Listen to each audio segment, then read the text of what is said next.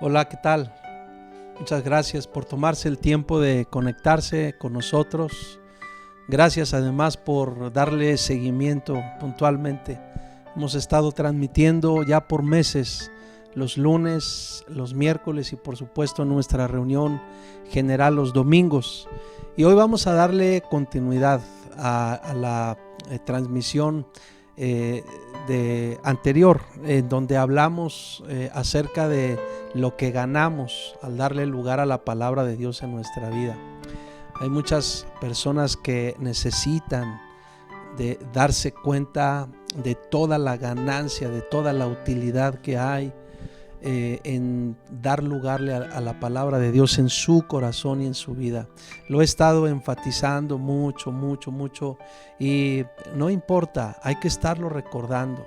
Tú y yo necesitamos abrir nuestro corazón, necesitamos darle lugar a Dios en nuestro ser, necesitamos darle lugar a la palabra de Dios en nuestra vida, como lo estuvimos leyendo en la transmisión anterior, en todos esos pasajes que leímos en donde se nos ha estado diciendo desde el principio de los tiempos, Dios hablándole al hombre, diciéndole: guarda mi palabra, guarda mi palabra, guarda mi palabra. Hicimos un recorrido desde el Génesis hasta el Apocalipsis para ver esa constancia o esa constante, cómo Dios viene hablándonos, cómo Dios viene diciéndole al hombre directamente: guarda mi palabra. Y hay muchos beneficios, hay muchas bendiciones que siguen a aquel que guarda la palabra de Dios. Yo no tengo ninguna duda de que en cada texto de las Escrituras Dios revela su corazón y revela sus expectativas, y Él se muestra a sí mismo y Él da a conocer también su visión. Él nos dice, a mí me parece, de formas tan claras cómo vivir, y además nos dice todo lo que puede acompañar a una persona que aprende a guardar su palabra. Eso es lo que encuentro cada vez que leo las Escrituras. Hoy quiero tomar un tiempo con ustedes para que leamos particularmente un pasaje en segunda de Timoteo capítulo 3 versículos 14 al 17. Y antes de leer, te invito a que pongas tu mano en tu corazón y que le digamos juntos a Dios: bendice tu palabra en mi corazón. Bendícenos, Padre, en el nombre de Jesús, bendícenos. Encuentra un corazón dispuesto. Encuentra nuestra buena disposición para escuchar, para atender, para amar y para cumplir tu palabra. En el nombre de Jesús. Amén y amén. Por favor, acompáñame. Como te comenté la vez anterior, es muy bueno que tengas tu Biblia, que tengas donde anotar. Si tienes esa costumbre de tomar notas, es muy bueno porque uno enriquece mucho el estudio. Allí en la segunda carta del apóstol Pablo a Timoteo, en el capítulo 3, los versículos 14 al 17, vamos a leer esta porción para que apreciemos con detalle cuál es el fin de guardar la palabra de Dios. ¿Por qué es importante que nosotros guardemos la palabra de Dios? ¿Qué es lo que ganamos al guardar la palabra de Dios? Dice así el texto bíblico: pero persiste tú en lo que has aprendido y te persuadiste, sabiendo de quién has aprendido, y que desde la niñez has sabido las sagradas escrituras, las cuales te pueden hacer sabio para la salvación por la fe que es en Cristo Jesús. Toda la escritura es inspirada por Dios y útil para enseñar, para redarguir, para corregir y para instruir, a fin de que el hombre de Dios sea perfecto, enteramente preparado para toda buena obra. Notemos cómo este pasaje nos habla de la utilidad y de los múltiples propósitos que las Escrituras cumplen o que la palabra de Dios cumple, pero ¿cuál es el fin? El fin es que el hombre de Dios sea perfecto, dice la Escritura, enteramente preparado para toda buena obra. Dios quiere vernos enteramente preparados. Dios te ve así, como una persona enteramente preparada para la vida, preparada para vivir y enfrentar cada episodio de tu vida, preparada para además hacer un buen papel, si me permites decirlo así, hacer algo bueno con tu vida. Dios desea que tú seas una persona completa, que tú seas una persona preparada en todos los sentidos para que puedas pasar el trayecto de tu vida con todo lo que necesitas y puedas ser una persona plena, también de acuerdo al corazón de Dios. Pero permíteme invitarte a que vayamos viendo algunos detalles en esta lectura que hemos hecho, en este pasaje bíblico, porque me parece muy interesante. Miren, vamos a ir comentando algunas frases. Por ejemplo, en el versículo 16 dice el texto: toda la escritura. Toda la escritura. La palabra toda es una palabra que significa o que implica toda y cada una de sus partes. Eso significa que no hay nada en las escrituras que no tenga el sello de Dios. Aun cuando a veces hay versículos, hay textos, hay episodios, hay historias que cuando tú y yo las leemos a veces nos parecen sorprendentes, no hay nada en las escrituras que no tenga el sello de Dios, porque dice que toda la escritura es inspirada por Dios, toda y cada una de sus partes. Pero además dice que es inspirada, y esa palabra significa soplada. Esa palabra significa que la escritura es resultado del soplo de Dios. El Espíritu de Dios alienta cada palabra, cada sílaba, cada letra que está registrada en las escrituras. Y hay que entender bien que es la escritura la que es inspirada. Eso es muy, muy importante. Es la escritura la que es inspirada. Seguramente recuerdas, o permíteme recordar lo que dice segunda carta de Pedro, capítulo 1, versículo 21, donde leemos: porque nunca la profecía fue traída por voluntad humana, sino que los santos hombres de Dios hablaron siendo inspirados por el Espíritu Santo. Eso significa que Dios intervino de una forma sobrenatural en las personas y en el proceso de escritura. Dios fue quien intervino en el ser. Dios fue quien intervino en la persona para guiarlos a escribir exactamente lo que estaba en el corazón de Dios y lo que Él quería revelar al hombre. Y Dios tiene esa gracia tan impresionante de aún utilizar distintos tipos, digamos distintos vasos, distintos tipos de personas. Las personas que fueron usadas a lo largo de la historia para escribir lo que ahora tú y yo tenemos como los 66 libros que componen el canon sagrado. Esas personas tenían características específicas, esas personas tenían particularidades, y Dios respetó la personalidad de cada uno de ellos. Sin embargo, a todos y a cada uno de ellos Él los movió, Él los guió, Él sopló su aliento, Él sopló su espíritu para guiarlos a escribir todo lo que Dios quería que quedara escrito. Eso es muy importante que lo entendamos, muy importante. Y luego viene la otra parte, porque dice que la escritura, o toda la escritura, dice que es útil. Dice que la palabra de Dios es útil. ¿Y sabes por qué es útil? Porque es la palabra de Dios. No es filosofía humana. No son criterios de hombres. La palabra útil que se utiliza aquí significa que es provechosa. Es decir, toda la Escritura es de provecho y para provecho.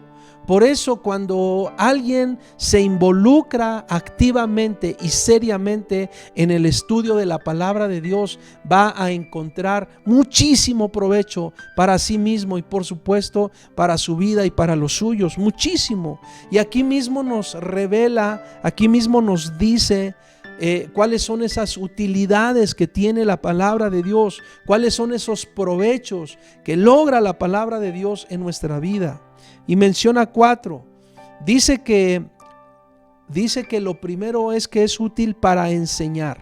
Eso significa que en las Escrituras se nos imparte el conocimiento sobre la revelación de Dios en Cristo Jesús. Eso es muy importante. La palabra de Dios enseña el conocimiento, la sabiduría y la revelación de Dios en Cristo.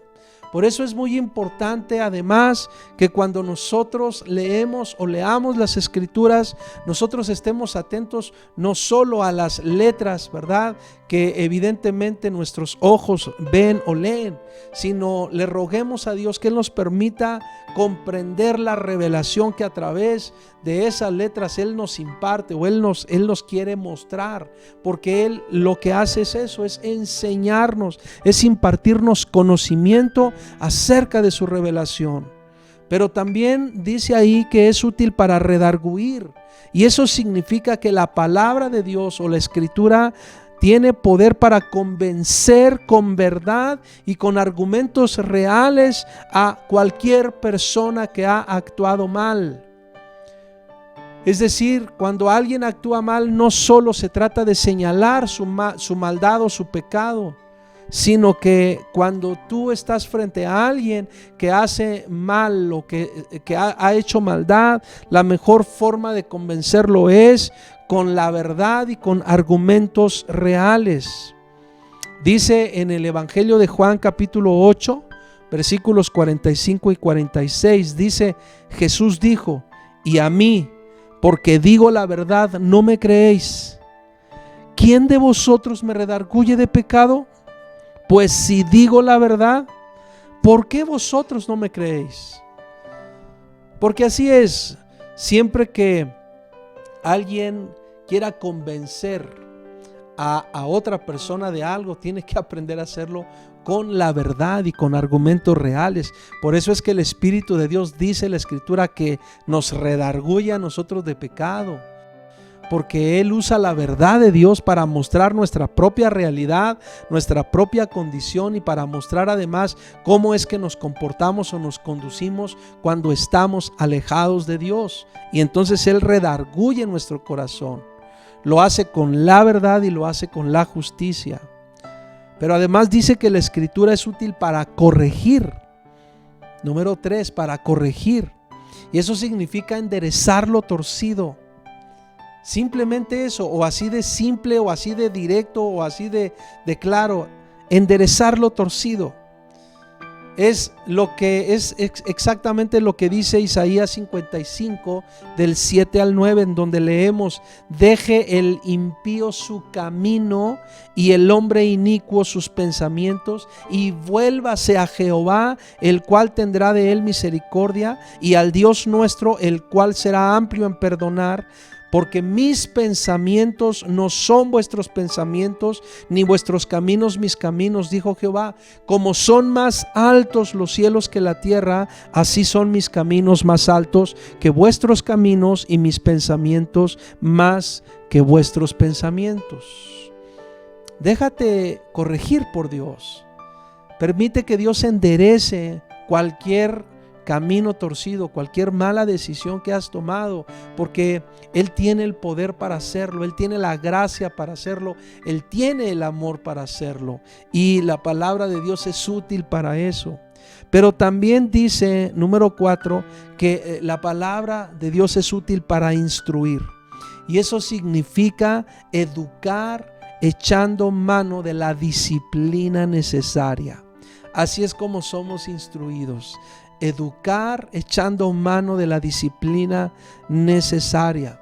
Déjame leer un par de versículos, uno en 1 Corintios 11, 31 y 32, donde dice: si pues nos examinásemos a nosotros mismos, no seríamos juzgados, mas siendo juzgados somos castigados por el Señor, para que no seamos condenados por el mundo. Noten cómo ese es el fin del juicio de Dios, de la disciplina de Dios, que no seamos, dice, castigados o condenados por el mundo. Y el otro pasaje en Efesios 6:4, donde leemos: y vosotros, padres, no provoquéis a ira a vuestros hijos, sino criadlos en disciplina y amonestación del Señor. Porque claro, lo que mueve a la disciplina es el amor, o eso es lo que tendría que ser siempre. Que lo que tú quieres formar, ¿verdad? Si para formar hay que echar mano de la disciplina, no importa. Hay que hacerlo sabiamente, hay que hacerlo correctamente, porque el fin, repito, está sustentado en el amor. Y entonces dice la Escritura que es útil para enseñar, para redarguir, para corregir, para instruir, y habla de una quinta utilidad. Dice: para instruir el énfasis número 5 es para instruir en justicia. No solo es instruir, sino instruir en justicia. Eso significa que Dios instruye en la justicia cumplida y practicada. En eso es en lo que nos instruye, en la justicia cumplida y practicada. Tito 2:11 al 14 dice: porque la gracia de Dios se ha manifestado para salvación a todos los hombres, enseñándonos que renunciando a la impiedad y a los deseos mundanos, vivamos en este siglo sobria, justa y piadosamente, aguardando la esperanza bienaventurada y la manifestación gloriosa de nuestro gran Dios y Salvador Jesucristo, quien se dio a sí mismo por nosotros para redimirnos de toda iniquidad y purificar para sí un pueblo propio, celoso de buenas obras. Noten cómo dice: la gracia de Dios se ha manifestado para salvación. Como dice que nos enseña, y nos enseña además a que renunciemos a la impiedad para que vivamos, dice, en este siglo sobria, justa, piadosamente, pero además para que seamos celosos de buenas obras. Esa es la clase de instrucción que logra la palabra de Dios, que logra las Escrituras. Una instrucción en justicia. Para eso somos instruidos, o en ello somos instruidos a través de las Escrituras. ¿Queremos realmente aprender a hacer el bien? Amemos la palabra de Dios, conozcamos la palabra de Dios. ¿Queremos que en nuestra casa haya un buen ambiente? Conozcamos la palabra de Dios, abracemos el mandamiento de Dios. ¿Queremos que haya un buen trato? Que haya una buena comunicación, que haya una buena relación, padres e hijos, esposo, esposa. Démosle lugar a la palabra de Dios en nuestra vida, porque la palabra de Dios nos instruye en justicia. Y luego dice: ¿a fin de qué? Y esta frase describe el objeto de la palabra de Dios, el cual dice que el para qué la revela, el para qué la enseña y el para qué la instruye. El a fin de qué, eso es lo que nos dice, el para qué, el por qué Dios y el para qué Dios está revelando, enseñando e instruyendo en su palabra. Y ahí lo dice claramente. ¿Cuál es el fin? Dice: el fin es que el hombre de Dios. ¿Quién es el hombre de Dios? El que cree, el que le cree, el que lo reconoce, pero también el que reconoce su condición de siervo y su condición de necesidad, de una profunda necesidad de Dios y de una profunda necesidad de la íntima relación con Dios. El que reconoce su necesidad de vivir por la palabra de Dios, de vivir la palabra de Dios. Ese es un hombre de Dios, aquel que se abre a Dios, aquel que le da un lugar a Dios. Pero dice: a fin de que el hombre de Dios sea perfecto. Y entonces esa palabra que a veces nos causa mucho ruido en nuestra cabeza, esa palabra hace énfasis aquí en la aptitud, porque lo que dice aquí es que esta palabra perfecto implica la idea de equilibrio y proporción. Es decir, dice que Dios ve al hombre como un hombre perfecto, es decir, como un hombre al cual Él lo va ajustando. El hombre que tiene la capacidad de irse ajustando correctamente para que vaya siendo bien equipado para acciones o quehaceres muy concretas, muy específicas. Con eso tiene que ver con la aptitud. Y luego dice enteramente preparado. Eso significa equipado como un departamento bien amueblado.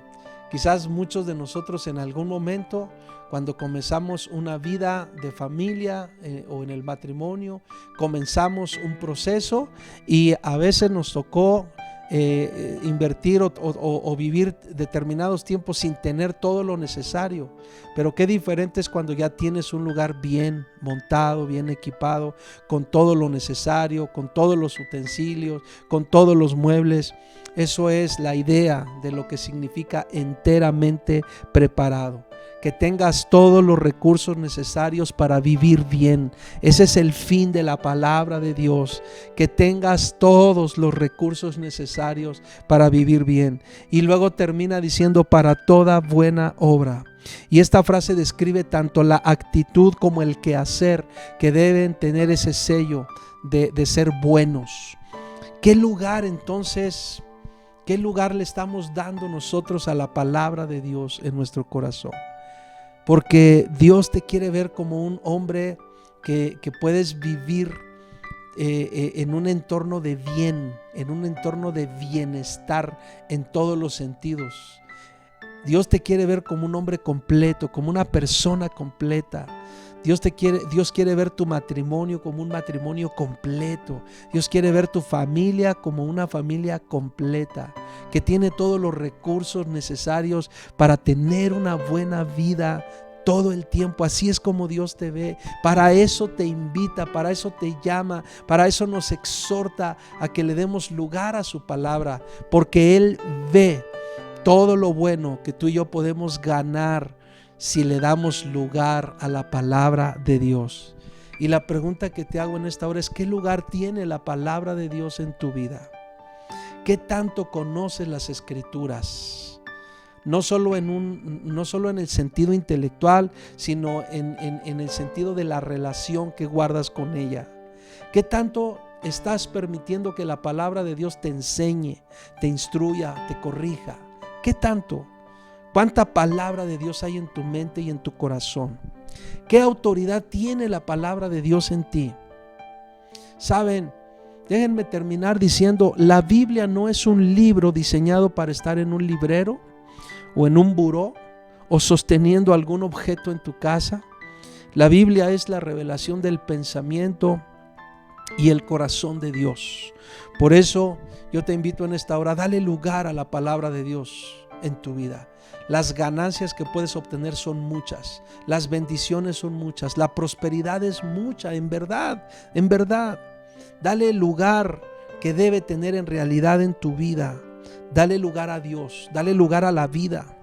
Sé un hombre, como dice la Escritura aquí, que al darle lugar a la palabra de Dios puede ser una persona enteramente preparada para toda buena obra. En el nombre de Jesús te bendigo y le ruego a Dios que la palabra, que su palabra sea una riqueza en tu corazón, que la palabra, que su palabra llene tu casa todos los días, llene tu corazón, llene tu mente y seas muy bendecido en el nombre de Jesús. Bendiciones.